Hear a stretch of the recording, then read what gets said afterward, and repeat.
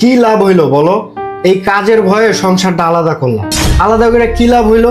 সেই তো তোমার কাজই করতে হইতেছে, তাই না? শুধু শুধু আমার ফ্যামিলি থেকে আলাদা হইলা কেন? শোনো, এই কাজে আমাকে কাউকে কৈফিয়ত দিতে হয় না। এই কাজ আর তোমার ফ্যামিলির কাজের মধ্যে অনেক তফাৎ আছে। আর এই কাজে কাউকে কৈফিয়ত দিতে হয় না, আর সময় মাপা হয় না যে আমি কতটুকু কাজ করলাম। আর এই বাসায় এখন আমার কাজের ধরন নিয়ে কোনো বিচার বসানো হয় না। আর এখানে আমি আমার ইচ্ছে মতো কাজ করতে পারি, আর কাজ শেষে জিনিস যেখানে ইচ্ছে সেখানে রাখতে পারি। কিন্তু তোমার মার ওই সংসারে আমি কখনো কোনো কিছু ইচ্ছে মতো করতে পারিনি। কাজ শেষে কোনো জিনিস যেখানে ওখানে রাখতে পারিনি। আর তুমি শুধু শুধু আমাকে দোষ দিও না, আমি এখানে অনেক মানায় নেওয়ার চেষ্টা করছি। আর আমি যতই কাজ করি না কেন, এই ফ্যামিলিতে আমাকে বলতো আমি নাকি শুয়ে বসেই থাকি। এটা বলার কারণ কি জানো? এই দোষ হচ্ছে তোমার। কারণ তুমি দেখার চেষ্টা করো না সেখানে আমার কোনো সমস্যা হচ্ছিল কিনা, তারা আমাকে ন্যূনতম গ্রাহ্য করছিল কিনা, তুমি সেটা ন্যূনতম খেয়াল রাখো নাই। দেখো, আজকে তোমার ছুটির দিন, আমরা চাইলে বাইরে গিয়ে খাবার খেয়ে আসতে পারি, রাত্রের বাসায় এসে রান্না করতে হবে না।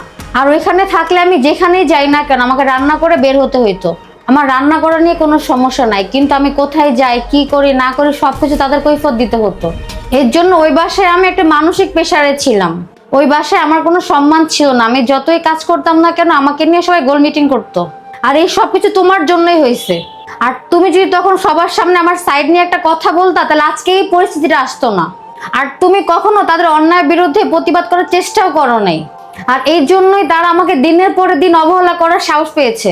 আর ওই সংসারের জন্য এত কিছু করার পর আমি যখন দেখলাম তারা আমার উপর অন্যায় অবিচার জুলুম করতেছে, আর তখন আমি ত্যক্ত বিরক্ত হয়ে সিদ্ধান্ত নিলাম যে যেই সংসারের সম্মান নেই, অন্যায়ের প্রতিবাদ নেই, সেই সংসার থেকে আলাদা হয়ে যাওয়াই ভালো। আর তোমার পরিবার থেকে যদি আমাকে একটু প্রাপ্ত সম্মানটা দিত, তাহলে এতটুকু কাজের জন্য সংসারটা আলাদা হওয়ার ডিসিশন নিতাম না।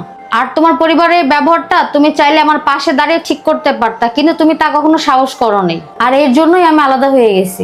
শ্বশুর বাড়িতে ছেলের বউ থাকলে ছেলের বউর দোষের অভাব হয় না। আর এখন আমি আমার নিজের বাসায় স্বাধীন মতো কাজ করতে পারি, কেউ আর দোষ ধরার নাই। আর সবকিছু বিবেচনা করে আমার এখন একটা জিনিস মনে হচ্ছে, শ্বশুরবাড়ির অবহেলার কারণে বাংলার হাজারো মেয়েরা সংসারকে আলাদা করার ডিসিশন নেয়। ভিডিওটি ভালো লাগলে লাইক, কমেন্ট, শেয়ার দিয়ে সবাই পাশে থাকবেন। ধন্যবাদ।